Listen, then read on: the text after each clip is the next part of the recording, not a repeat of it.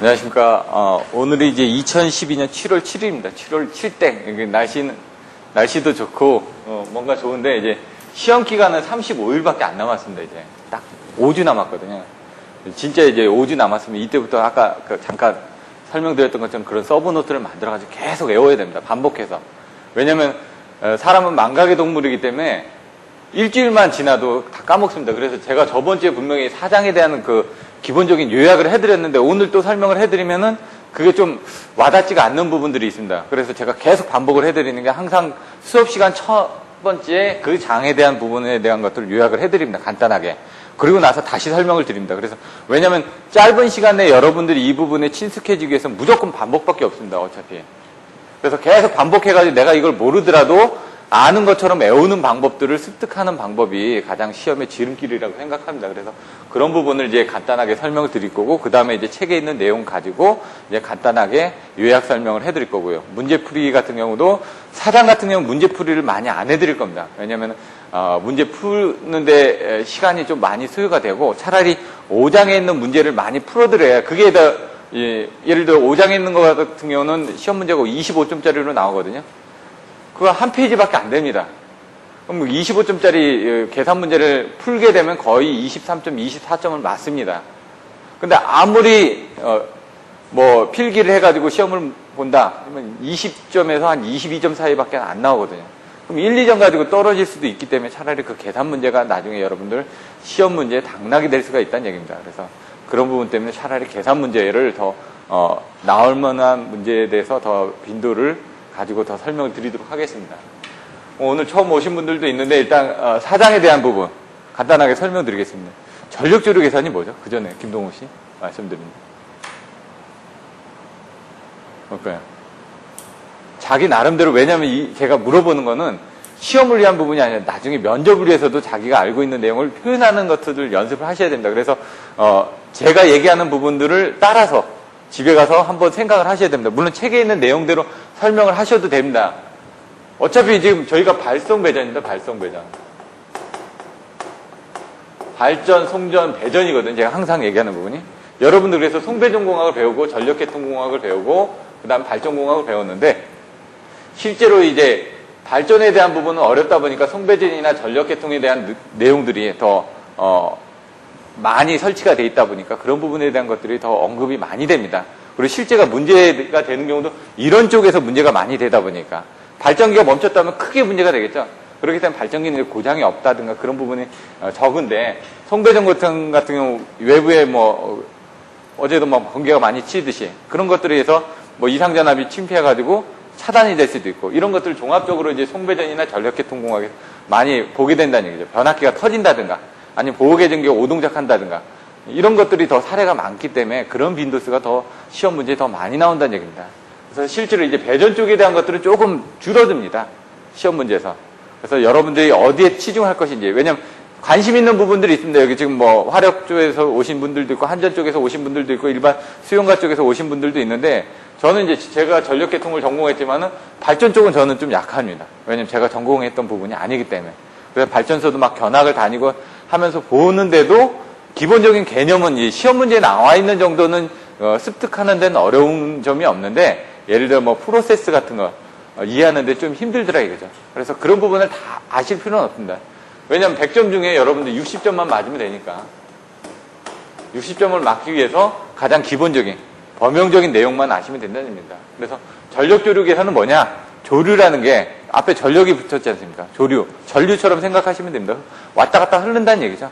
발전기에서 발생된 조류니까 유효전력과 무효전력의 흐름을 계산하기 위한 부분들이 바로 전력조류 계산이다. 이렇게 쉽게 생각을 하시면 됩니다. 그래서 그런 개념을 가지고 계시면 되고 여기 나중에 책에 보시면은 전력의 흐름을 전력조류라고 한다. 그러니까 전력의 흐름이다. 이 생각만 하시면 됩니다. 그런 부분에 대한 내용들이 나오고 있고요. 여기 보시면 이제 제가 사운학이라고 배우시라고 그랬죠. 사운학. 사가 뭐였죠? 나중에 또 나오셔야 됩니다. 또 이따가 또 설명드릴 텐데 사고 예방 제어, 운용계획 위반, 운용 방법 결정, 이런 식으로 운영 방법을 결정한다. 확충 계획을 위반한다. 전력조류 계산의 목적 해가지고 이제 책에 나옵니다. 어디 나오냐면은 147페이지 맨 밑에 나오죠. 맨 밑에. 거기에 맨 밑에 보시면 1번, 2번, 3번 나오죠. 이게 시험 문제 전력조류 계산을 할 때 이런 목적에 대해서 나중에 설명을 하셔야 됩니다. 이런 내용들이 나온다는 얘기죠. 그리고 그 다음 페이지에 보시면은 예를 들어 전력조류 계산을 하는데 필요한 것들이 뭐가 있는지 이런 것들도 나중에 그런 부분을 제가 설명드린 밑줄을 쳐가지고 그런 것들이 키워드가 돼가지고 시험지에 여러분들이 쓰실 수 있게끔 하셔야 된다는 얘기죠. 다른 사람들의 모범 답안을 봐도 그런 내용들이 들어 있습니다. 근데 기본서에 있는 기본적인 내용이 들어가줘야 되고 여러분들이 알고 있는 이론적인 부분이 아닌 실무적인 내용이 더 들어갔을 때 훨씬 더 점수를 받을 수 있다는 얘기입니다. 그런 부분이고요. 전력조류 계산의 정식화. 정식화를 하기 위해서 이제 전력방정식을 세워야 됩니다. 전력방정식, 왜냐면 눈에 안 보이기 때문에 이걸 모델링을 해야 되거든요. 왜냐면 전력계통이 선이 왔다 갔다 하는데 아래에 CG로 구성이 되어 있지 않습니까? 이제 회로를 이용해서 회로 방정식을 구해야 된다는 얘기죠. 근데 우리는 뭐냐, 지금 전력조류를 계산하니까 유효전력과 무효전력의 흐름을 계산하기 위해서 P라든가 Q라든가 이런 부분을 뭐 V라든가 I라든가 뭐 코사인 세타, 뭐 사인 세타, 뭐 이런 식으로 해가지고 이런 식으로 표현을 해야 되죠. 근데 이걸 또 실습으로 해가지고 R 플러스 JX 뭐 이런 식으로 실습과 허습으로 나눠서 표현하는 방법이 있고 이런 삼각함수로 표현하는 방법들이 있겠죠. 바로 여기서 전력 방정식에서는 그런 식으로 이제 모델링을 하는데 첫 번째 직각좌표로 해가지고 표현을 한다. 이런 식으로 실습과 허습으로 표현을 한다. 두 번째 극좌표로 표현을 한다. 그러니까 그때 설명드렸던 것처럼 여기 지금 어떤 지점까지 어떤 그런 부분을 계산하는 데 있어서 R 플러스 JX 해가지고 여기에 이렇게 가서 요 지점까지 가는 부분을 표현하는 게 바로 직각좌표라는 얘기죠. 실습하고 허습으로. 근데 그게 아니라 여기 있는 여기까지 가는 부분을 I라는 거를 IM에 2의 J 세타 이런 식으로 여기 전체 크기 IM에다가 여기 지금 IM이 되겠죠. 이렇게 여기까지가 IM이 되는 겁니다. 요 크기를 이렇게 각도를 세타만큼 돌렸을 때 도달하는 위치다. 라고 표현하는 이제 극좌표 형식으로 표현을 할 수 있다. 이런 내용들이 나오는 겁니다. 이따 또 설명드리니까 계속 이 내용을 여러분들이 머릿속에 넣고 시작하시면 이게 여기서 키워드다. 4장에서 이 부분은 중요하니까 이거는 꼭 가져가야 된다라는 부분만 제가 항상 그 목차에서 설명을 드리고 있습니다. 그리고 보시면 이제 운전 조건. 전력조류 계산을 해야 되는데 운전 조건을 설정을 해야 되겠죠. 그 전에도 몇 번씩 설명드렸습니다. 뒤에 보시면 이제 발전기 모선, 그리고 부하 모선, 기준 모선, 기지량, 미량 해가지고 더 설명을 드렸죠. 이렇게 해가지고 나눠서.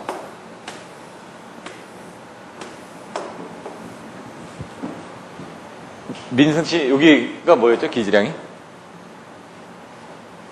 기준이? 그럼 이걸 왜 기지량하고 미지량으로 나눠지죠? 왜냐면 이제 이거 계산을 하다 보니까 그때 고장전류에서도 이제 고대 발전해가지고 설명을 드렸죠. 자꾸 이제 그 연관해서 여러분들이 외우시라고. 왜냐면 고장전류에서 계산할 때 제가 이 순서대로 하라고 그랬습니다. 고대 발전을 외워가지고 이 순서대로만 푸시면은 힘들지 않다는 얘기예요. 이 고거가 뭐였죠? 고가 뭐였죠? 고장 조건. 대가 뭐였죠? 대칭좌표법. 발이 뭐였죠? 발전기. 예, 발전기 기본식. 자꾸 알고 있어도 소리내서 자꾸 반복을 하셔야지. 왜냐면 자기가 말할 수 있으면 쓸 수가 있다는 얘기거든요. 머릿속에 있으니까. 근데 자꾸 가물가물 합니다. 이게 순서가. 자꾸 저만의 방식으로 이렇게 가르쳐 드리는 거는 왜냐면 제가 이렇게 외우니까 좀 오래 가더라 이거죠. 그러니까 여러분들도 이런 방식을 가지고 여러분 방식대로 맞고 나가야 되는데 전압전류. 이제 생각이 나시죠? 근데 이 고장 조건에서 기지값과 미지값을 이용을 해서 계산을 했다는 얘기죠. 고장전류도. 그럼 전력조류도 기지값과 미지값으로 계산을 하는데 알고 있는 값 2개하고 모르는 값 2개를 이제 여기 있는 전력 방정식을 이용을 해가지고 계산을 한다는 얘기입니다. 근데 여기 이따가 자세하게 설명드리기 때문에 손실 부분이 생깁니다. 발전기에서 발생된 부분하고 부하모선에서 쓰는 사이에서 손실이 생긴데 그 손실을 계산해줘야 될 기준 모선을 발전기 모선 중에 하나를 선택을 해줘야 된다는 얘기입니다. 그러다 보니까 얘에서는 무한대 모선처럼 손실이 P하고 Q 아닙니까? 제가 여기 아실 때는 PQ, V 델타만 알면 된다고 그랬습니다. 왜냐면 전력줄이가 뭐다? 유효전력, 무효전력의 흐름이다. 근데 유효전력, 무효전력이 어떻게 흘러가죠? 전압에 의해서 흐르기도 하고 QV 컨트롤이니까 아실 거고 PF 컨트롤이니까. 근데 얘는 이제 유효전력은 위상차에서 흐른다고 그랬지 않습니까? 높은 이상에서 낮은 이상으로 흐릅니다. 유효전력이. 그래서 지금 항상 위상차가 납니다. 발전소의 위상하고 수용가측의 위상은 차이가 납니다. 어떻게? 이렇게 돼 있으면 여기 V가 있고 I가 어떻게 되죠? 이렇게 뒤지지 않습니까? 발전소의 위상은 요건데 수용가의 위상이 요거기 때문에 지금 이렇게 전력이 공급이 되는 겁니다. 그래서 우리가 이렇게 계산하는 걸 P로 이렇게 생각을 하는 거죠. 근데 이렇게 되면 어떻게 될까요? 진상이 걸리게 되면 어떤 전압이 올라간다든가 여러 가지 현상들이 생기죠. 그래서 여러분들이 이제 그 역류 같은 것도 요금이 바뀌어가지고 이게 지금 90%부터 60%까지 진상요금이, 벌금이 생겼습니다. 이게 0.5%인가? 여기서 지금 90에서 95%까지 옛날에 90에서 95%까지 1%씩 지금 전기요금을 저감하던 걸 역률에서 기본요금 저감하던 게 이게 0.5%인가로 바뀌었을 겁니다, 지금. 그리고 요것도 지금 진상이 되는 거에 대해서는 페널티가 없었는데 이게 바뀌었습니다. 그래서 90에서 60%가 될 때까지 이런 페널티를 계속 매기다 보니까 그것도 이제 시간대별로 해가지고 심한 경부하 심한 이런 것들을 체크합니다. 물론 이제 그 세부적으로 다 나눠져 있는데 평상시 때 낮에도 하는 건 아니고요. 그래서 이런 식으로 이제 법이 계속 바뀌고 있으니까 그런 내용들도 나중에 그 송배전공학에서 14장에서 역률 계산하는 부분 나왔죠. 그런 거 계산하다가 이런 내용들을 좀 더 써주시라는 얘기입니다. 실무적인 내용들을. 요건 그럼 당연히 V하고 델타겠죠. 그래서 여기 어떤 무한대 모선에서 필요한 뭐 P하고 Q 값들을 계산하기 위한 이 부분이 무한대 모선을 해가지고 뭐 우리들이 대부분 어떻게 하냐. 발전기 쪽에서 보다 보니까 발전기 쪽을 이렇게 놓고 무한대 모선을 이렇게 넣어서 했습니다. 지금 수용가측 기준으로 할 때는 어떻게 되죠? 이쪽이 무한대 모선이 되고 수용가측에 대한 이 부분이 P하고 JQ로 이렇게 해서 이쪽을 무한대 모선을 하지 않습니까? 그때 이제 V하고 델타가 이제 정해지는 겁니다. 여기 부분을 손실을 보상을 하기 위해서 얘 부분이 있다. 이렇게 보시면 되고 발전기 쪽은 어떻게 되죠? 부하는 이제 딱 나왔죠. 부하가 P하고 Q죠. 그럼 얘는 V하고 델타겠죠. 그럼 얘는 어떻게 했냐? P하고 V를 보라고 그랬죠. P, V. 그럼 이제 Q하고 델타가 되겠죠. 이런 식으로 애우시라고. 거꾸로 애우는 방법들도 하나씩 부대가지고 꼬리에 꼬리를 물어서 옛날에 그런 부분도 있었죠. 꼬리에 꼬리를 무는 영어를 하고. 하나를 애우시는데 그거에 맞춰서 같이 애워주셔야 됩니다. 그래서 전력조율 할 때도 고장전력하고 한번 같이 연관해서 생각을 하시면은 좀 더 오래 간다는 얘기입니다.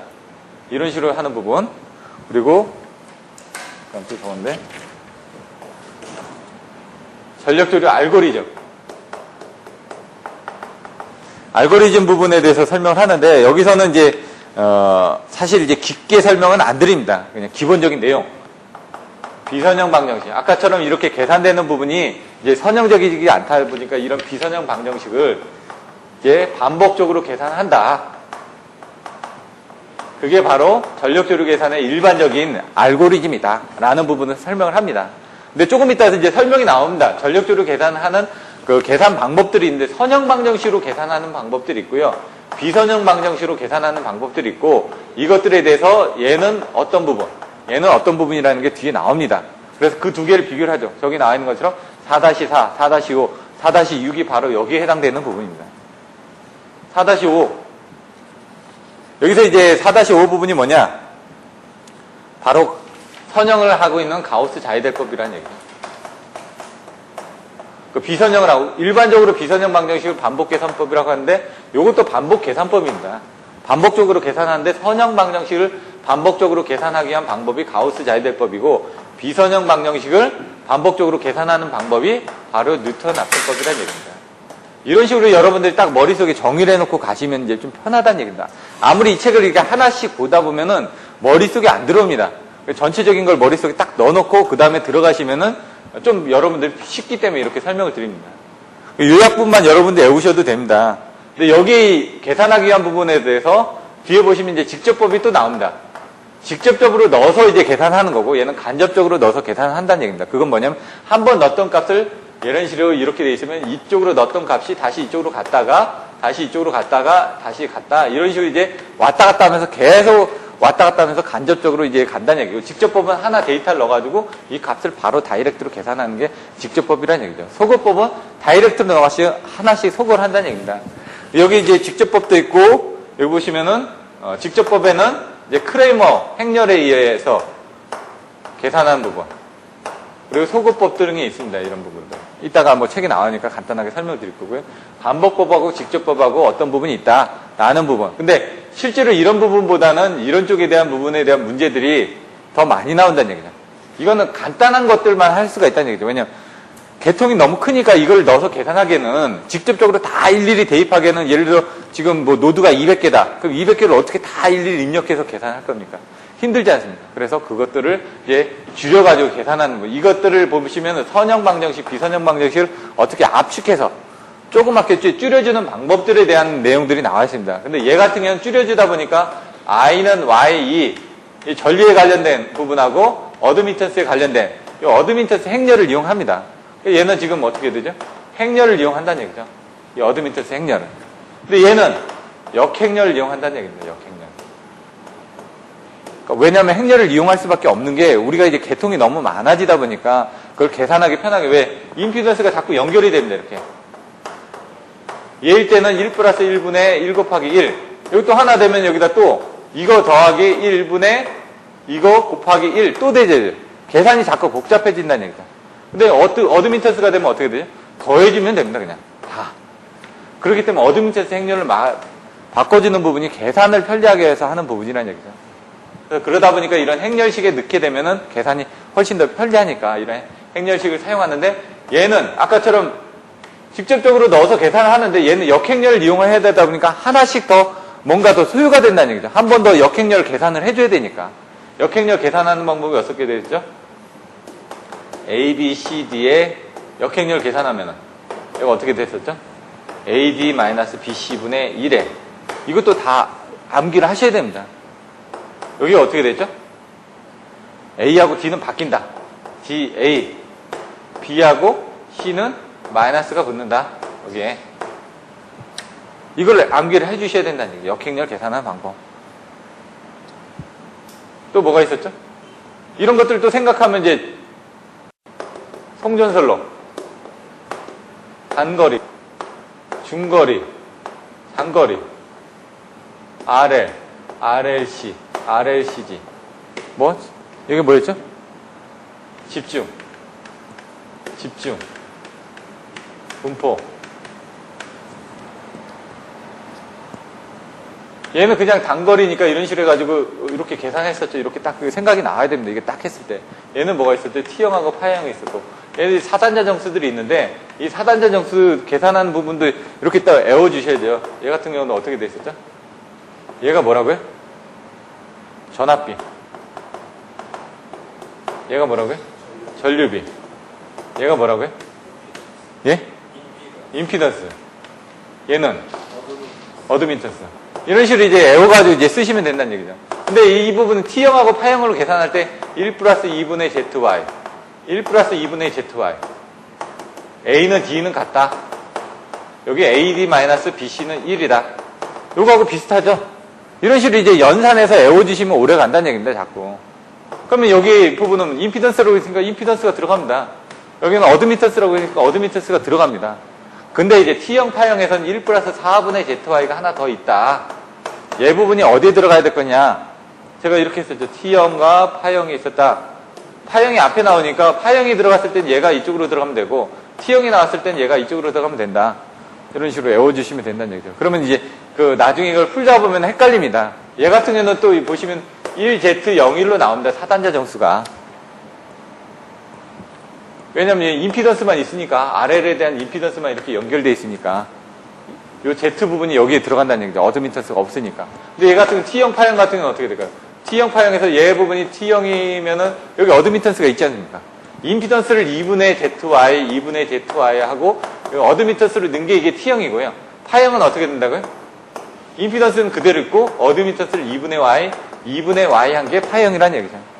이런 개념을 가지고 여러분들이 이해를 하시면 나중에 이런 것들이 좀 오래 간다는 얘기입니다. 이거 볼 때, 저쪽 것도 이랬지. 그러면 연산해서 애우게 되면 자꾸 더 쉬워지니까. 그리고 잊어먹지가 않으니까. 그런 연산관계를 자꾸 보셔야 됩니다.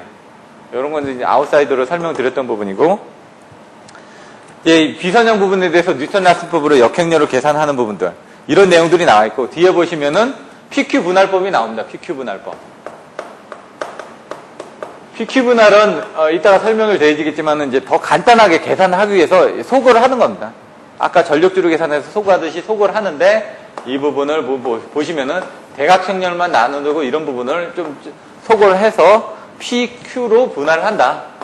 결론적으로 보면 P하고 Q 값으로 분할을 한다 해서 PQ 분할법입니다. PQ 분할법에는 이제 디카플드법이 있고 패스트 디카플드법이 있습니다. 요거 이제 장점과 단점들이 이제 책에 나와 있습니다. 그런 정도만 이제 설명을 드릴 겁니다. 책에 있는 내용에 입각해서. 왜냐면은 그 이상은 힘드니까. 일단 여러분들 기본서 교재 부분만 제대로 알고 가셔도 나중에 다른 교재를 보실 때 진짜 많이 도움입니다. 그래서 여러분들 처음에 이게 기본서 교재를 보시면 정확하게 그 안에 내용이 뭐가 있는지 정확하게 공부를 안 하시다 보니까 제가 거기서 중요한 부분만 찝어드리고 나머지 부분에 대해서는 좀 스킵을 하시라는 얘기입니다. 과감하게 좀 포기를 하실 수도 있어야 된다는 얘기입니다. 그 다음에 직류조류 계산법. 이거는 DC법, 간이계산법 이렇게 나옵니다. 4-1에 가보시면은 이 직류조류 계산법이 뭐라는 게 앞에서 정의가 나와 있습니다. 항상 책에 보시면요. 첫 번째 서론에 보시면은 우리 장에서는 뭐뭐를 배우겠다라고 딱 나옵니다. 그게 이제 여러분들이 배우시는 키포인트라는 얘기입니다. 그래서 첫 번째 장은 정확하게 읽어주셔야 됩니다. 그 안에. 그 안에 보시면 얘는 뭐예요? 유효전력만 가지고 계산하겠다. 왜? 전력조류는 뭐라고요? 유효전력과 무효전력의 흐름인데 얘는 유효전력만 가지고 계산한다는 얘기죠. 그래서 무효전력 부분을 없앱니다. 이렇게. 그리고 얘 부분을 나중에 보시면 단위법으로 표시를 합니다. 나중에. 단위법으로 표시한다는 걸 기억을 하셔야 됩니다. 분명히. 여기에 나와 있는 뭐 PQ 뭐 이런 부분을 단위법으로 표시하면서 Q 값은 없애버리고 이던스 뭐 전압 이런 것들도 다 단위법으로 표시한다는 얘기입니다. 그래서 여기서 알고 있는 게 PQ, V 델타죠. 그럼 Q를 없애버렸으니까 P도 단위법, 여기에 관련된 전압도 단위법, 위상도 단위법, 그리고 여기에 임피던스가 있을 거 아닙니까? 임피던스도 단위법으로 해가지고 표시를 한다는 얘기입니다. 그 단위가 어떤데? 단위법이 뭔지 고장진료 계산에서도 세 가지가 있었죠. 퍼센트 임피던스법, 오음법, 단위법. 단위법이 PU법이라고 그랬는데 PU는 뭐라고요? 어떤 기준으로 나눠진다고 그래서. 그럼 임피던스를 나눌 때는 어떻게 되죠? 단위법은 제가 100분의 1로 나누면은 이게 PU가 된다. 단위법으로 만들기 위해서 임피던스는 100분의 1로만 나누면 됩니다. 나중에. 근데 여기 있는 P값, MVA 같은 경우는 계산할 때 어떻게 되죠? 항상 기준이 위에 올라간다. 기준이. 예? 그때 얘기했던 게 어떻게 돼요? 10MV, 5MV. 예를 들어 그때는 책에는 100MV, 50MV이 되는데 계산하기 편하게 하기 위해서. 어차피 수치는 똑같으니까. 5MV 때 8%의 퍼센트 임피던스다. 8%의 퍼센트 임피던스다. 그러면 이게 5MV 때는 10MV 때는 얼마일까요? 그렇게 물어봅니다. 이게 단위법으로 표시하는 겁니다. 10MV가 기준이니까.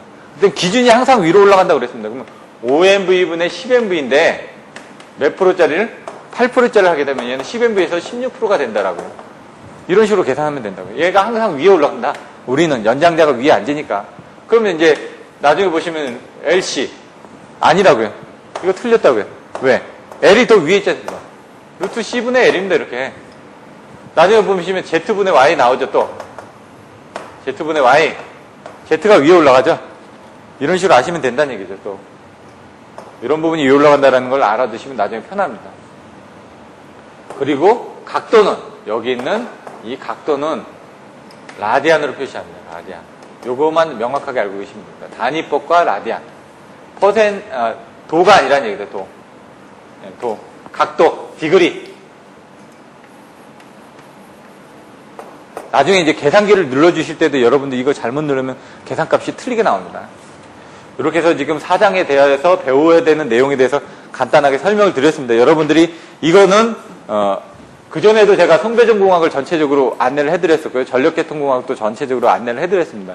그 부분만 계속 반복을 하셔도 시간을 법니다.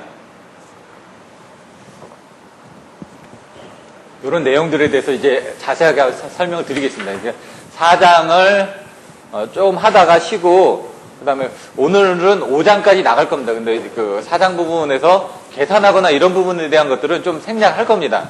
왜냐면 5장까지 나가기에도 좀 시간이 빠듯합니다. 왜냐면 계산 문제를 자세하게 풀어드려야 되니까. 근데 이제 계산 문제를 자세하게 풀어드리는 건 한계가 있습니다. 왜? 책의 내용이 다 나와 있으니까. 여러분들한테 흐름만 설명을 드리면 됩니다. 나머지는 여러분들이 직접 하시면 되니까요. 자, 페이지 147페이지 보시면은, 책의 내용이 나와 있습니다. 전력 조류 계산의 개요. 개요에서는 뭐라고요? 밑에 보시면은 네 번째 줄에 전력의 흐름을 전력 조류를 한다. 전력 조류에 대한 내용이 나와 있습니다. 조류. 전력 계통의 확충 계획을 입안할 때 필요한 정보가 뭐가 있느냐? 나와 있죠. 1번, 출력. 모선 전압. 이런 것들이 어떻게 되는지. 2번, 그 모선 전압을 규정하기 위해서 조상 설비를 어떻게 해야 되는지. 3번, 전류를 어떻게 해야 되는지. 유효전력과 무효전력 흐름에서 이 부분들을 확충 계획을 위반할 때 이런 부분을 검토를 해야 된다는 얘기입니다. 그러면 전력조를 계산하면 P하고 Q하고 V하고 델타가 나온다고 그랬는데 이런 출력 부분 나오죠. 전압 나오죠. 거기에 들어간 조상 설비 나오죠. 거기에 들어간 전류, 출력에 관련된 부분이니까 다 나온다는 얘기입니다, 지금. 그래서 요것들을 알고 계시면 된다는 얘기입니다. 근데 목적은 뭐라고요? 목적하면은 사운학기 나온다고 그랬죠. 목적 세 가지. 사고가 뭐라고요? 사고, 예방, 제어. 자꾸 따라서 하셔야 됩니다. 쓰시고. 제가 나눠드렸잖아요. 볼펜. 그거 써가지고 오시면 제가 리필 해드린다고 그랬습니다. 자꾸. 왜? 쓰셔야지만 됩니다. 왜냐면 여러분들이 머릿속에서 나오지 않고 쓰지 않으면 나중에 시험장에서 안 써집니다. 운용 방법의 결정. 자꾸 반복해서 쓰셔야 된다는 얘기죠. 근데 입에서 먼저 나와야지 쓸 수가 있으니까. 확충 계획의 입안. 어렵습니다. 내용들이 이게 입에 좀 와닿지가 않지 않습니까? 그래서 사운학 해가지고 사고 예방적, 운용 방법의 결정, 확충 계획의 입안. 이렇게 써주셔야지만 이 목적에 대해서 여러분들이 점수를 받으실 수가 있다는 얘기죠. 예를 들어 전력조류 계산에 대해서 설명하고 목적에 대해서 설명하죠. 10점짜리로 나왔다. 그럼 이런 내용 설명해주고 이 목적이 안 들어가면은 점수를 못 받는다는 얘기입니다. 이 키워드만 들어가도 일단 이 내용하고 이런 부분만 들어가도 기본적으로 5점 이상은 받을 수가 있다는 얘기입니다. 근데 거기에 뭐 그림을 그린다든가 좀 더 부가적인 설명을 해주면은 10점에서 한 뭐 7, 8점, 9점 이렇게 받겠죠. 이런 식으로 여러분들이 쓰실 수 있게끔 이 안에 내용을, 중요한 내용이 뭔지를 보셔야 된다는 얘기입니다. 148페이지. 그럼 이런 전력조를 계산하기 위해서 어떻게 해야 되냐? 실질적 모델링을 해야 되는데 그 모델링을 우리는 이제 컴퓨터에서 그냥 단선들을 가지고 그림을 갖다 그리면 됩니다. 캐드처럼. 근데 사실 이거 프로그래밍 할 때는 저희 같은 경우는 옛날 포트란으로 다 짜가지고 넣습니다, 이거. 노드가 어떻게 돼가지고 집어넣으면 어떻게 되고. 근데 지금 요즘은, 전력계 해상용 프로그램들이 많이 나와 있습니다. 민수에서 쓰여지고 있는 게 SKM 파워툴즈. 파워툴즈라는 부분이 있고요. 제가 옛날에 요거 같은 경우는, 한국산업안전공단에서 과전류 보호협조 과정을 할 때 이런 파워툴즈 가지고 강의도 했었습니다. 이제 ETAP. 이 부분도 제가 사용을 했었고요. EDSA. 요거 같은 경우는 제가 프로그램 딜러를 했었으니까 이런 부분은 다 사용을 해봤습니다. 제가 사용 안 해본 건 이 사임이라는 이제 툴들이 있습니다. 이런 부분들이 이제 민수에서 가장 많이 사용하는 부분들이고요. 뭐 이 외에도 여러 가지들이 있습니다. 근데 가장 대표적으로 많이 사용하는 부분들. 뭐 매트랩을 이용한다든가 시뮬링크를 이용한다든가 여러 가지 방법들도 많이 있습니다. 근데 이거는 범용적인 부분이고요. 그 외에 이제 한전에서 사용하고 있는 거는 PSS/E 같은 프로그램들이 있습니다. 나중에 이런 부분들에 대해서 전력계통 해석용 프로그램에 대해서 뭐 설명하셔도 관련도 문제 25점짜리 나와 있습니다. 그래서 그런 것들을 한번 보시면 될 것 같고요. 이런 것들을 이용해서 계산할 때 어떻게 해야 되느냐? 단선들을 이용을 해가지고 여기 뭐 변압기가 있고 여기 뭐가 있고 뭐 모터가 있고 여기에 뭐 발전기가 있고 이런 식으로 이 계통들을 그려줘야 된다는 얘기입니다. 단선 계통도에 여기 뭐 설비가 어떻게 됐는지, 임피던스가 어떻게 됐는지, 차가도 X로 표시를 해야죠. 왜 고장전류의 감쇄 부분이 틀려지니까 고장전류에 따라서 뭐 전력전류도 틀려질 거니까. 그래서 계통도를 가지고 여러분들 계산하실 수 있는 게 고장전류를 계산을 해서 보호계전기 협조를 계산합니다. 요거는 전력조류를 계산하시면 전력조류를 가지고 이용할 수 있는 부분들이 여러 가지가 있습니다. 고주파 계산에서도 계산할 수가 있고요. 전압 강화도 계산할 수가 있고 모터 기동 시 그리고 트랜지언트 안정도 쪽에서도 계산할 수가 있고 그래서 전력조류가 가장 이런 부분에 기본이 되다 보니까 전력조류 계산은 중요한 부분이 됩니다. 왜? 다른 것들을 계산하는데 기본적인 백데이터가 되기 때문에. 여기에 물론 고장전류도 들어가야 됩니다. 그래서 고장전류하고 전력조류가 가장 중요합니다. 전력계통 해석에서는. 이걸 모르면은 안 됩니다. 그걸 통해서 이제 뭐 보흡조를 한다든가 이런 부분이 들어갔는데, 여기에 들어가다 보면 이제 뭐 차가도, 과도, 동기 리액턴스, 여기에 대한 케이블에 대한 임피던스, R 플러스 JX 값, 변압기에 대한 퍼센트 임피던스, 부하에 대한 P하고 Q 값. 그럼 여기서 어떻게 되죠? 얘는 기준 모선 또는 발전기 모선을 잡아야 되겠죠. 발전기가 여러 개가 있을 테니까 하나를 기준 모선을 잡고 얘는 하나를 발전기 모선을 잡고, 요런 데들을 부하 모선을 잡아가지고 집어넣으면 여기서 실질적으로 전력조류가 어떻게 왔다 갔다 하는지, 사고가 났을 때 어떻게 왔다 갔다 하는지를 이제 화면에서 볼 수 있다는 얘기입니다. 그렇게 하기 위해서는 단선도가 있어야 되겠죠. 여기처럼 단선도가 있고, 거기에 대한 회로 정수표, 각각의 회로 정수들이 있어야 되겠죠. 그리고 각 모선에서 운전 조건에 대한 설정값, 얘가 얼마만큼 운전을 하고 있고, 얘가 변압기가 부하율이 얼마가 걸려 있고, 얘가 실제로 지금 전압이 얼마 있고, 그러면은 지금 우리가 여기 이제 변압기 부하율이 증가가 됐다. 그럼 여기 전압이 얼마나 변동이 되고 전력조류가 얼마나 변동이 될 것인지를 여러분들이 확인을 할 수 있다는 얘기입니다. 그거를 시뮬레이션을 통해서 미리 어떻게 한다? 운영 방법을 결정하고 확충계획안을 위반할 수 있다는 얘기입니다, 지금. 이런 내용들을 여러분들이 알고 계시면 되죠. 근데 그 밑에 뭐가 나왔냐? 저류 계산의 기초가 되는 회로 방정식의 정식화. 회로 방정식을 정식화해야 된다는 얘기죠. 그건 뭐냐? 시뮬레이션 할 수 있게끔, 모델링을 할 수 있게끔 회로 방정식을 만들어줘야 된다는 얘기입니다, 지금 이거는. 그러니까 대표적인 수치해법. 대표적인 수치해법이 뭐가 있었죠? 저기 있죠. 가우스 자이델법하고 뉴턴 납수법을 소개하겠다. 여기서는. 설명은 안 했지만은 그 내용이 나와 있는 겁니다, 지금. 그리고 이어서 유효전력의 조류 분포만을 구하기 위해 사용되는 간략 계산법인 직류조류 계산법. 직류조류 계산법은 뭐라고요? 직류조류 계산법은 간략 계산법이라고요. 왜? 이런 것들은 PQ, V 델타를 다 계산하는데 얘는 P값만 계산하기 위해서. P값하고 이제 위상, 전압에 관련된 부분만 계산합니다. 그래서 그런 부분만 계산하기 위해서 한다라고 해서 이렇게 나와 있습니다. 전력조류 계산의 정식화. 예.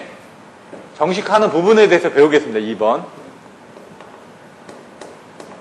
단계별로 이제 전체적인 내용을 듣고 이제 이 내용을 들으시니까 여러분들 차근차근 나가는 부분을 이제 쉽게 이해를 하실 수가 있습니다. 왜냐면 그렇지 않으면 이걸 다른 데 가서 하나하나씩 듣다 보면 이게 어떻게 연결되는지 매칭이 안 됩니다. 정식화를 한다. 그럼 모델링을 하는 거죠. 모델링 하는데 어떻게? 전력 방정식을 세운다는 얘기죠. 이 전력 방정식을 어떻게 세운다? 책에 보시면은 P는 VI, I는 R분의 V, 뭐 P는 R분의 V 자성, 이렇게 여러 가지 식들이 나오죠. 여러분들이 알고 있는 식을 이용을 하는 겁니다. 여기서 R분의 1이 뭐냐? Z분의 V가 되죠, 이게. 이 Z를 이제 계산하기 편하게 Y로 바꾼 게 YV다. 이거를 이제 여기서 해놓은 게 Y2가 되는 거죠, 이렇게. 이 어드민트 생렬. 그래서 이 부분을 설명하고 있는 겁니다, 지금. 책에 나와있죠. I1은 Y1은 뭐 2원 해가지고 149페이지에. 이런 식으로 I1은 Y1은 Y1의 2원.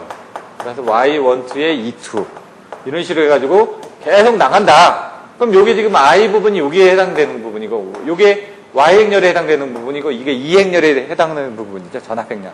이걸 이제 쪼개서 놓으면 이렇게 나중에 I 부분이 I1, I2 나올 거고, 여기 부분이 Y11, Y1, Y22, Y12, Y21, 이렇게 쭉쭉쭉쭉 나가겠죠. 대각행렬이. 여기는 E1, E2 해가지고, 요거는 해가지고, 요거 곱하기, 여기 곱하기, 뭐, 이런 식으로 이제 계속 나오겠죠, 이렇게. 그거를 이제 풀어서 쓴 겁니다, 지금 행렬로. 행렬로 쓰기 위한 부분이다. 여러분들이 여기 뭐냐? 자기 어드민터스, 상호 어드민터스. 지금 제가 2장에서 다 설명드렸잖아요. 얘는 대각행렬 부분이고, 얘는 어떻게? 대칭이 된다, 항상.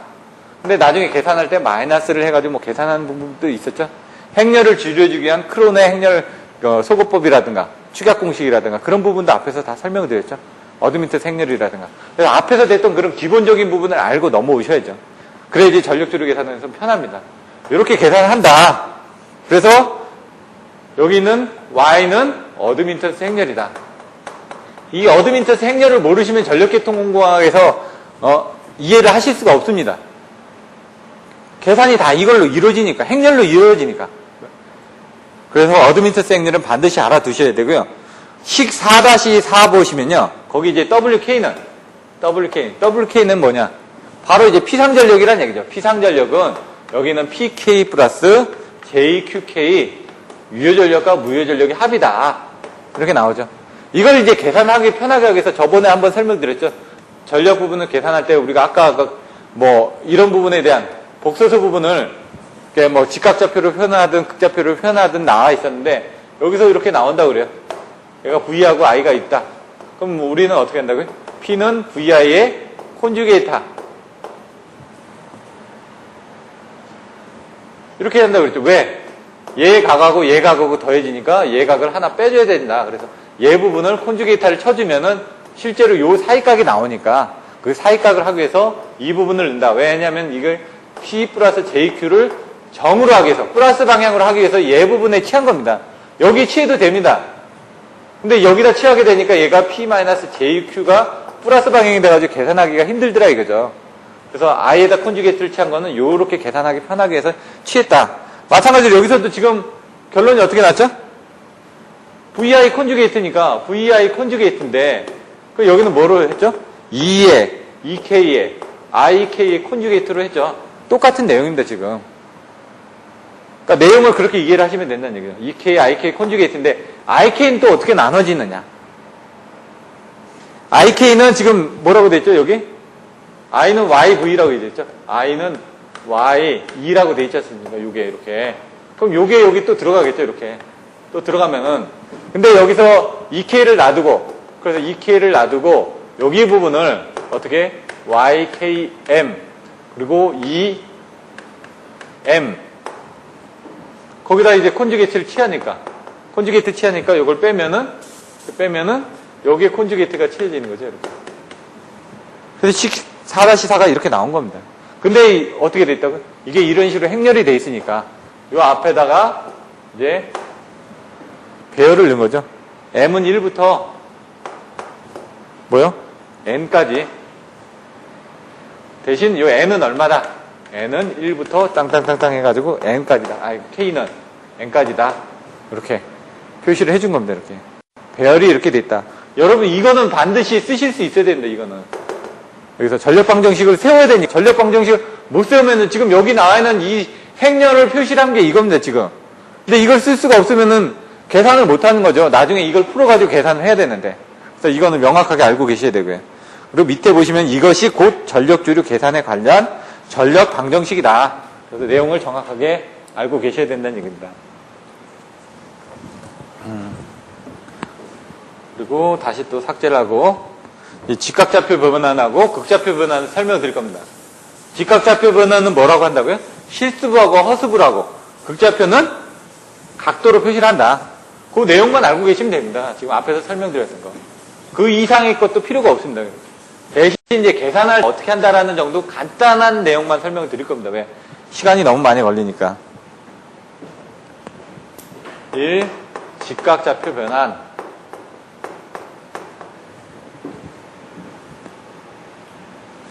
보시면은 직각좌표 성분으로 분해해서 정식화하는 것이다 해가지고 밑에서 세 번째 줄에 나와 있습니다.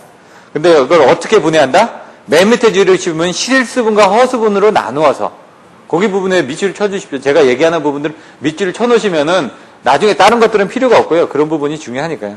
식 4-4 같은 것도 밑줄을 쳐놓으시면 되고 그다음 150페이지로 넘어가면은 맨 위에 이제 4-5하고 4-6으로 나눠진다.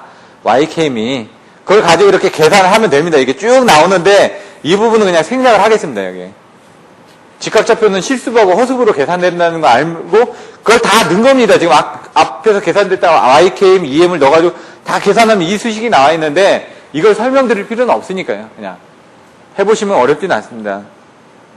시간이 너무 많이 걸려서. 그 다음에 예제 4-1 가능하면 예제를 많이 풀어드리는데 이것도 스킵을 하겠습니다. 왜냐면 단순하게 그냥 곱해지는 거니까. 페이지 152페이지에 보시면은 극좌표. 직각좌표는 뭐라고요? 실수부하고 허수부. 극좌표는 모선전압과 어드민턴스 행렬을 극좌표 표시로. 여기 모선전압과 어드민턴스 행렬을. 왜? I는 Y, E니까. 어드민턴스 행렬하고 모선전압을 지금 한다라는 걸 설명을 하는 겁니다, 지금. 전력 방정식에서 이제 전류를 가지고 이제 계산하니까, 지금. 근데 왜, 극좌표 변환을 많이 하냐면요. 얘 같은 경우는 이제 크기는 이제 곱해버리고 각도는 더해버리면 됩니다. 근데 앞에서 그거 같은 건 어떻게 됐죠? 이거 제가 설명 안 드린 게 실수부하고 허수부 계산하면 R1 플러스 JX1 그냥 수치를 넣어가지고 하시면은 X1 플러스 JX2 예? X3 플러스 JX4 이거 X1, X3 X1, X4 얘 곱하고 이렇게 막 여러 번 곱해가지고 그걸 또 다 나눠줘야죠. 나중에 크기를 하게 되면 뭐 이거에 자승을 하고 탄젠트 세타를 해줘야 되고 이런 부분이 나온다는 얘기입니다. 그래서 그걸 힘드니까 극좌표에서는 아까처럼 이렇게 그림을 이렇게 하는데 얘 크기는 어떻게 된다고요? 아까 그냥 곱하면 됐죠? P는 VI 콘주게이트에서 크기는 곱하면 되지 않습니까? 각도는 어떻게 한다고요? 여기에서 요걸 빼서 요 각도는 더해주면 된다. 각도는 더하면 된다. 그러니까 훨씬 더 쉽다는 얘기죠. 근데 나중에 이런 식으로 할 때 요거에 대한 정의를 정확하게 내려주셔야 됩니다. 각도에 대한 정의를. 그렇지 않으면 이제 좀 헷갈려질 수가 있습니다. 각도에 대한 정의만 정확하게 해주시면 되는데 극좌표는 그래서 어떻게 한다? 크기는 곱하고 각도는 더하면 된다. 크기는 곱하고 그래서 훨씬 더 계산이 편리하기 때문에 극좌표 변환으로 계산을 더 많이 한다. 이렇게만 보시면 됩니다. 거기서 또 이 하이브리드 표현이라고 페이지 153페이지 나옵니다. 근데 이거는 뭐냐면은 뭐 B로 해가지고 뭐 표현을 했다라고 하는데 그거는 읽어보시면 될 것 같고 먼저 이제 극좌표에 대한 부분을 설명드리면 여기 나온 것처럼 YKM은 YKM의 KM의 2의 J 세타 KM이라는 얘기죠. 그리고 EK는 EK의 입실론의 JK 요것도 EM은 EM의 입실론의 JM 이렇게 돼 있다는 얘기죠. 여기는 세타 K의 요거 요게 용어가 뭐였죠? 제가 크사이였나요? 크사이 K 뭐 크사이 M이다. 그럼 이 부분에 대한 정의를 이제 내려주셔야 된다는 얘기입니다. 근데 요거를 이제 계산하다 보면 아까 앞에서 배웠던 전력 방정식이 생각이 나야 됩니다. 전력 방정식 WK는 뭐라고요? 여기 나오는 것처럼 EK의 IK의 콘주게이트니까 여기 나와있던 이런 부분들이 여기 이제 들어가는 겁니다. IK가 아까 요거로 이제 변환이 됐으니까 EK 부분 여기 있고 여기하고 여기 부분이 아까 여기 IK에서 나왔던 부분 아닙니까? 그걸 넣어가지고 콘주게이트를 취한다는 얘기입니다. 콘주게이트를 취한다는 결국 각도를 허수분을 마이너스를 만든다는 게 콘주게이트거든요. 그럼 뭐냐? P 플러스 JQ에서 콘주게이트를 취하면요. 얘는 크기는 안 변합니다. P 마이너스 JQ가 됩니다. 왜? 허수부의 부호만 바뀐다는 얘기입니다. 이렇게. 부호만 바뀌는 거니까 여기서 나중에 허수부의 부호가 바뀐다는 이 각도, 여기가 바뀐다는 얘기죠. 각만 바뀐다고 보시면 됩니다. 그래서 이렇게 계산을 하니까 요걸 넣으니까 앞에 시그마 나오고 시그마에 여기에 대한 것을 생략을 했는데 YKM을 그냥 앞으로 뺐습니다. 그리고 EK를 넣었습니다. 근데 실질적으로 이게 EK가 이렇게 들어가고 YKM하고 이 부분 뭐요? EM 부분 이게 아까 나와있던 그 뒷부분이죠. 뒷부분 뭐냐면은 요 I에 해당된다는 부분이죠. 앞에서 나왔던 부분 YKM, EM이 그 식 4-4를 한번 보십시오. 이게 식 4-4의 이 뒷부분에 여기 IK 부분이 된다는 얘기입니다. 근데 여기 이제 콘주게이트를 취하다 보니까 콘주게이트를 취한 게 여기 콘주게이트를 취하는 게 아니라 각도를 콘주게이트 취한다고 그랬죠? 각도를 콘주게이트 취하면 YKM은 어떻게 되죠? 세타 KM 그대로 나오고요. 세타 KM 나오고. 나머지 요거하고 요거를 지금 반대로 하겠다는 얘기입니다. 이렇게. 아, 여기도 지금 반대로 돼야 되죠? 죄송합니다. 요걸 제외한, 여기가 이거고, 여기가 세타 K임이고, 여기가 요거였다. 그럼 얘 부분을 마이너스를 취하고 얘 부분도 마이너스를 취하겠다는 얘기입니다, 지금.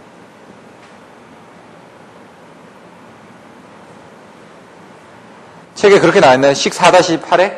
18에? 4-18에 맨 위에 보시면 여기가 어떻게 되어 있죠? j2의 K 마이너스 M 마이너스 세타 KM 이렇게 나왔죠. 그게 뭐라고요? 요거가 지금 합해진 겁니다. 이렇게 지금. 근데 여기서 이제 정의를 내릴 때 이 세타 K하고 여기 부분을 KM을 아까 여기처럼 K가 있고 M이 있다. 그럼 요 사이 부분을 요걸 이렇게 KM으로 표시를 한 겁니다. 이렇게. 정의를 내려서. 요 전체에서 얘를 뺀 게 이 K하고 M에 대한 각이다. 그렇게 표시를 하다 보니까 여기 나와 있는 것처럼 크사이 KM이 되는 거고 여기 마이너스 세타 KM이 된다라고 이렇게 정의를 내린 겁니다. 요거를. 이런 식으로. 그렇게 정의를 내려서 놓고 이제 플러스 쓰면 된다는 얘기고 그 코사인이고 사인으로 바뀐 건 코사인을 사인으로 바뀐 겁니다. 4-19, 4-20은 코사인 사인입니다. 왜냐면 P니까 코사인이고요.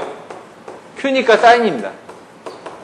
근데 4-19하고 4-21은 같은데 그건 왜 그러냐면은 4-23에 알파 KM은 2분의 파이 90도에서 세타 KM을 맞췄다고 그랬습니다. 그러니까 방향을 여기 이렇게 돼 있던 부분을 90도를 올렸으니까 코사인에 있던 걸 사인으로 바뀌거나 사인에 있던 걸 코사인으로 바꿨다는 얘기니까 그 4-19하고 4-21은 같은 겁니다.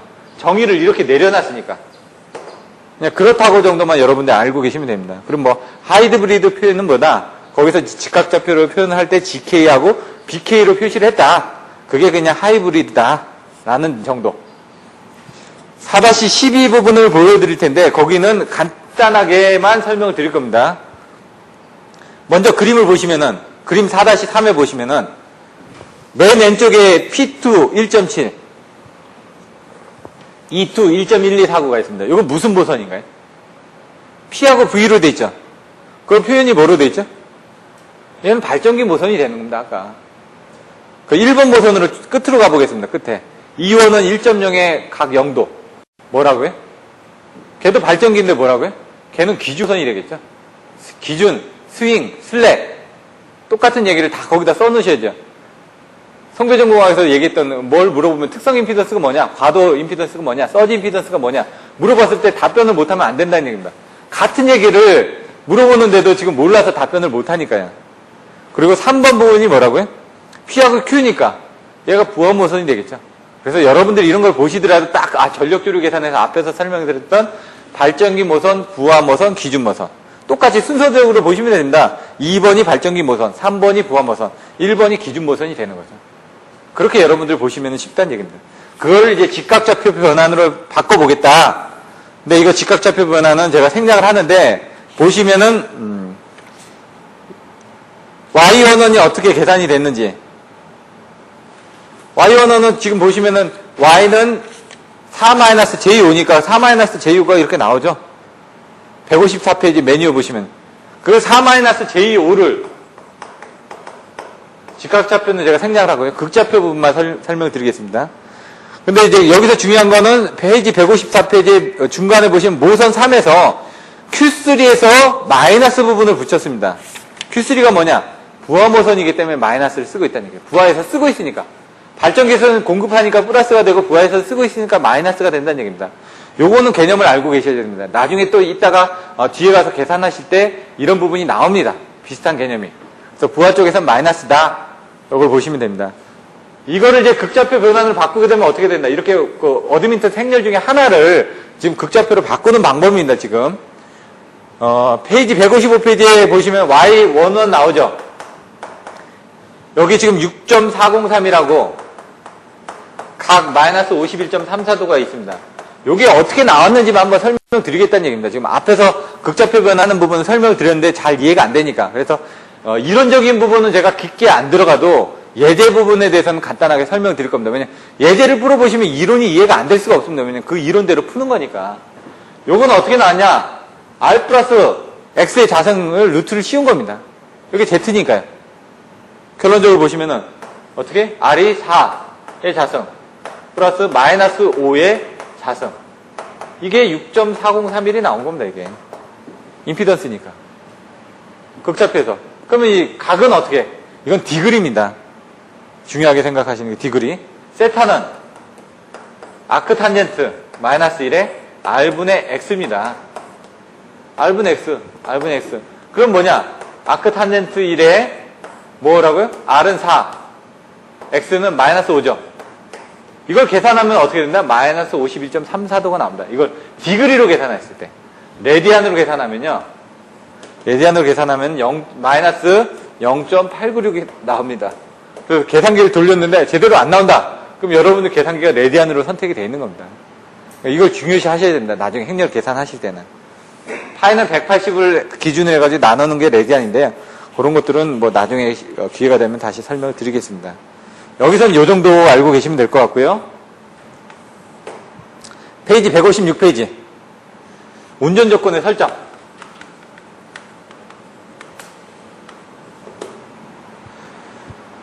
맨 밑에 보시면 발전기 모선은 뭐라고요? 유효전력과 전압의 크기가. 부하 모선에는 뭐라고요? 유효전력과 무효전력의 값이. 페이지 157페이지. 156페이지에서 157페이지 있는 부분은 거의 다 줄을 치셔도 됩니다. 그 내용을 다 아셔야 되니까. 발전기 모선에서는 유효전력과 모선 전압의 크기. 156페이지 맨 밑에. 그리고 부하 모선에서는 157페이지를 넘어가서 유효전력과 무효전력의 값이 계산에 앞서 각 모선에서 운전 조건으로 설정된다. 아까 기지량, 미지량 설명드렸죠? 발전소 모선에서는 무효전력과 모선 전압의 위상각이 미지량으로 남게 되고, 아까 기지량이 나왔으니까 미지량은 당연히 나오겠죠. PQ, V 델타만 아시면은. 부하 모선에서는 모선 전압의 크기 및 위상각이 미지량으로 되는데, 또 나오죠? PQ 빼고 나머지가.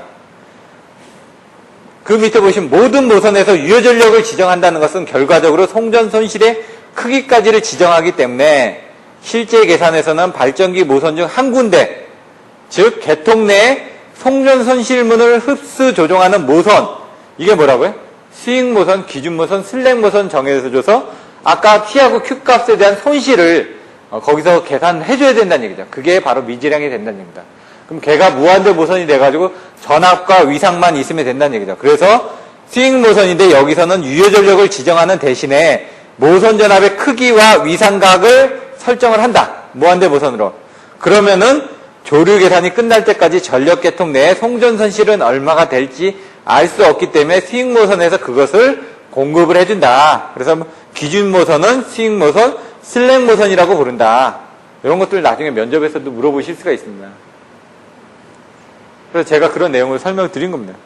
저는 이제 전력 조류 계산, 고장 조류 계산 이것만 제가 시뮬레이션을 10년 이상 했었으니까요. 실무를. 근데 해보면 이제 부하 모선을 아까 그 부하의 표현이 뭐가 있었죠?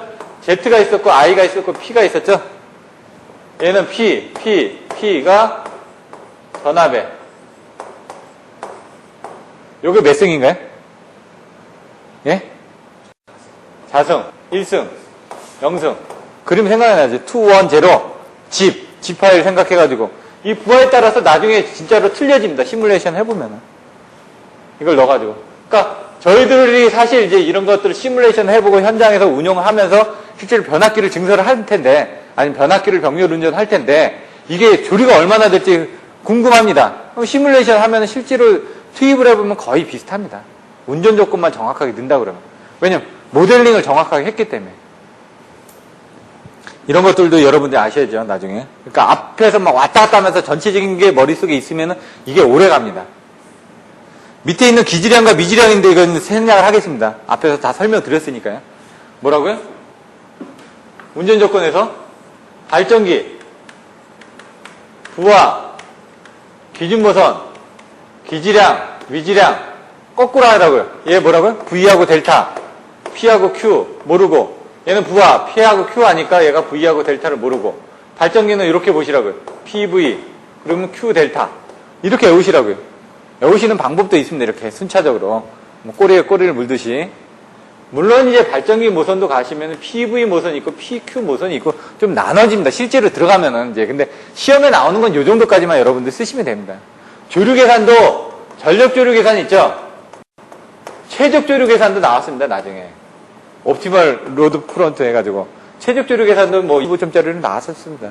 그건 최적적으로 제한하기 위해서 뭐 전력 조류에서 최적 제어하기 위한 부분이다.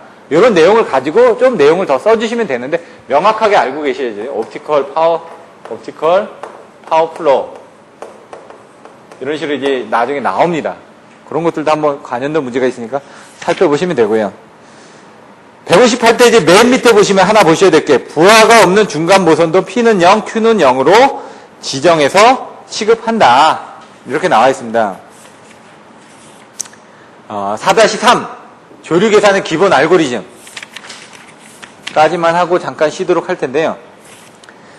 원래 4장을 1시간에 끝내야 되는데 4장을 한 2시간 하고 2시간 못하고 그 다음에 이제 5장을 나머지 시간 동안 해서 마치도록 하겠습니다. 사실 이게 여기 내용을 또 알고 계셔야지만 또 5장에서 또 응용이 되기 때문에 좀 자세하게 설명을 드리고 있습니다. 전력조류 계산은 기본 알고리즘. 이거는 책에 있는 내용 정도만 여러분들이 읽어보시면 되는데요. 먼저 조류 계산에 관련한 페이지 159페이지 맨 위에 조류 계산에 관한 전력 방정식 및 각 모선에서의 운전 조건 설정에서와 같이 조류 계산은 기지량을 토대로 해서 나머지 미지량을 수학적으로 결정해 나가는 것이다.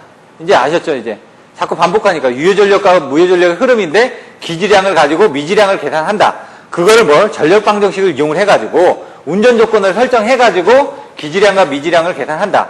그러면 고장 전류도 나중에 여러분들 외우실 때 고대 발전을 해가지고 고장 조건의 기지량이 뭐고 미지량이 뭔지를 알아야지 여러분들 푸실 수가 있습니다. 그럼 고장 조건에서 뭐냐? 등가해를 그리고 벡터들을 그리고 아니면은 뭐 기지량을 그리고 이렇게 여러 가지를 이제 그림으로써 여러분들이 이해를 하셔야 된다는 얘기입니다. 밑에 쭉 내려가서 앞에서 본 바와 같이 전력 방정식 중간에 보시면 전력 방정식에서 전력은 전압의 2차식 또는 삼각함수를 포함한 비선형 방정식으로 기술되기 때문에 맞죠? 전압의 2차식. 아까 R분의 V 자성하면 전압의 2차성이 되죠. 그게 뭐냐? YV 자성이 된다는 얘기죠. 그래서 I는 YV로 계산되는 부분이 많은데 전력은 뭐라고요? 아까 얘기했죠. 전력은 보시면 P는 R분의 V 자성인데 전력은 이게 Y로 바뀌어지니까 전압의 자성으로 바뀌어진다. 이 내용입니다, 지금. 근데 삼각함수를 표현한 비선형 방정식으로 계산한다. 극좌표로 했을 때. 그런 부분인데, 그러다 보니까 이게 단 한 번의 계산으로는 해를 구할 수가 없다. 그래서 실제 계산에서는 변수의 적당한 초기값을 가정해서 근사해를 구하고, 그것을 전력 방정식에 대입해서 보다 정도가 좋은 근사해를 구해나가는 반복 계산법을 쓰고 있다. 반복 계산법. 여기 나왔나요? 반복 계산법. 그 반복 계산법이 뭔지 이 다음 장에 이제 나옵니다. 뭐가 좋다는 게. 가우스 자이드라고 뉴턴 합성법이 나올 겁니다. 이제. 이거에 대해서는 조금 이따가 쉬었다가 이제 그 다음 시간에 설명을 드릴 텐데요. 먼저 반복 계산을 이용한 기본 알고리즘이 어떻게 되냐. 아까 보시면 이런 식으로 이제 PQV 델타 해가지고 이 부분을 운전 조건 설정해가지고 방정식 할 때 어떻게 해야 되냐. 여기 보시면 첫 번째 슬랙 모선 이외의 모든 모선의 전압을 적당히 가정한다. 요거는 1.0에 각 0도라고 돼 있습니다. 그럼 어떻게? 여기나 여기는 이제 적당히 전압을 넣으란 얘기입니다. 실제로 알고 있는 데이터들을 넣어줘도 되고 아니면 모를 경우는 적당한 데이터를 넣으란 얘기입니다. 왜? 여기서 다 공급을 해줄 거기 때문에 요 값은 나중에 또 바뀝니다. 정확한 값으로 수렴을 해서 나갈 거란 얘기입니다, 지금. 근데 이 부분은 정확하게 알고 계셔야 됩니다. 기지량은 정확하게 알고 계셔야지 미지량 값은 잘못 넣어도 어차피 우리가 이 값들에 의해서 계산돼서 이 값들이 나올 거기 때문에 문제가 없다는 얘기입니다. 그리고 일반적으로 EK는 1.0 플러스 J 0.0 이건 뭐냐? 1.0에 각 0도란 얘기죠. 이렇게 넣어주시면 된다는 얘기입니다. 무한대 모선이니까. 2번 전압 EK, YKM을 사용해서 모선 전류 IK를 구한다. IK를 구하는데 어떻게 구한다고요? EK하고 YKM을 이용해서. 아까 EK 있었고 YKM이 있었고 또 EM이 있었죠?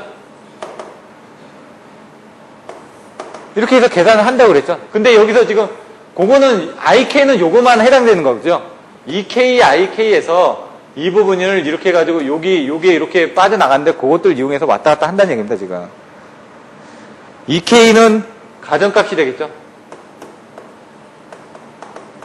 YK는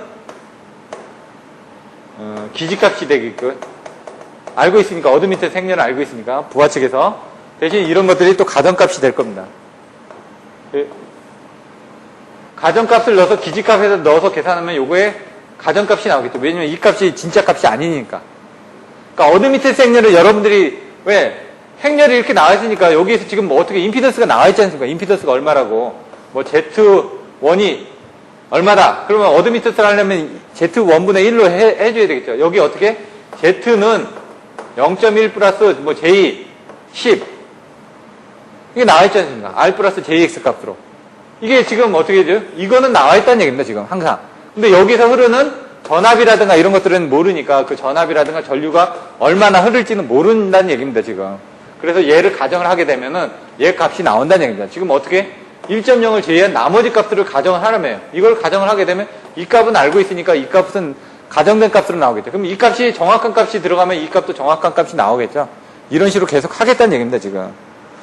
이 전류 IK와 가정한 전압으로 또 유효전력, 무효전력의 전압 크기 EK. EK를 나중에 또 구한다는 얘기죠. EK는 어떻게 됐었죠? 아까 앞에서 나왔던 그 수식들을 가지고 계산을 하시면 된다는 얘기입니다. 그리고 편차가 0이 되도록 앞서 가정한 모선 전압의 수정값을 계산하는 방정식을 풀어서 전압을 수정을 한다. 그럼 뭐냐? 나중에 보시면은 뒤에 이제 그 다음 시간에 배울 겁니다. 여기 뭐가 있고 뭐가 있는데 어드미턴스가 있는데 여기 부분이 편차가 됩니다. 편차. 요게 이제 소요 수정량이 있는데 요 값을 계속 수정을 하는 겁니다. 지금 얘기한 것처럼 우리가 어드미턴스는 안다고 그랬죠, 지금. 그러니까 이 부분 편차 부분을 계속 집어넣으면은 여기 부분이 바뀌어지겠죠. 이 편차 부분을 줄여주게끔 하기 위해서 여러분들 계속 노력을 하시면 된다는 얘기입니다. 근데 이게 이 편차를 줄여주기 위한 방법들이 뭐가 있다? 가우스 자이델과 뉴턴 랍서법이 있는데 얘는 행렬을 이용한다. 얘는 역행렬을 이용한다. 편차를 줄여주기 위해서 이런 부분으로 생각하시면 된다는 얘기입니다. 그 외에 이제 뭐 YKM이 얘가 변할 수 있는 방법들이 또 있습니다. 뭐 앞에서 설명드렸죠. 기준의 건선비 변압기, 그 다음에 개통 내 모선이 추가되는 경우, 아니면 개통 내 선로가 추가되는 경우, 세 가지 설명드렸었죠, 앞에 2장에서. 그 부분을 생각을 하셔야죠. 그러니까 막 자꾸 연결이 돼야 됩니다. 넘어가고, 페이지 160페이지에 보시면은 두 가지가 있는데, 이거는 그냥 있다라는 정도만 하고 설명을 드리겠습니다. 부하 모선에서 전압을 수정을 하고, 발전기 모선에서 전압을 수정하는 부분이 있다. 부하 모선에서 전압을 수정하거나 발전기 모선에서 여기서 전압을 수정하거나. 근데 기준 모선에서는 절대 전압을 수정할 수가 없습니다. 기준이 돼야 되니까. 그러니까 전압을 수정하는 방법이 지금처럼 전압을 이렇게 집어넣는 부분이 여기하고 여기서 이렇게 거행이 될 수 있다라는 내용입니다. 그냥 그 정도만 알고 계시면 됩니다. 이 밑에 있는 내용이 뭐다 이거 딱 보시면 막 머리가 아픕니다, 이게. 시험에 나오는 부분도 아니고요. 여러분들이 알고 있다고 한들 다음 주에 가서 물으면 또 까먹습니다. 그러니까 제가 설명을 안 드리는 겁니다. 나중에 이제 석사 과정을 하시면 이런 부분은 다 배웁니다. 배우는데, 저도 옛날에 그걸 다 수식으로 정하고 이걸 이용해서 프로그래밍을 했으니까 다. 근데 프로그래밍을 하려면 이 내용을 정확하게 이해를 해야지 프로그래밍을 할 수 있습니다. 근데 나중에 지나니까 저도 다 까먹더라고요. 그리고 페이지 162페이지 맨 밑에 보시면은, 이 내용은 한번 보셔야 됩니다. 조류 계산을 위한 수치 계산법으로서는 축차 대입법, 가우스 자이델법, 뉴턴 라슨법, 플로우법이 있는데 여기서는 대표적인 방법 두 가지만 설명하겠다. 그게 뭐라고요? 가우스 자이델하고 뉴턴 라슨법입니다. 요거에 대해서는 쉬었다가 다음 시간에 가우스 자이델법, 뉴턴 라슨법, 그리고 그걸 비교하고 PQ 분할하는 부분, 그리고 직류 조류 계산법까지 설명을 드리도록 하겠습니다. 잠시 쉬었다 하겠습니다.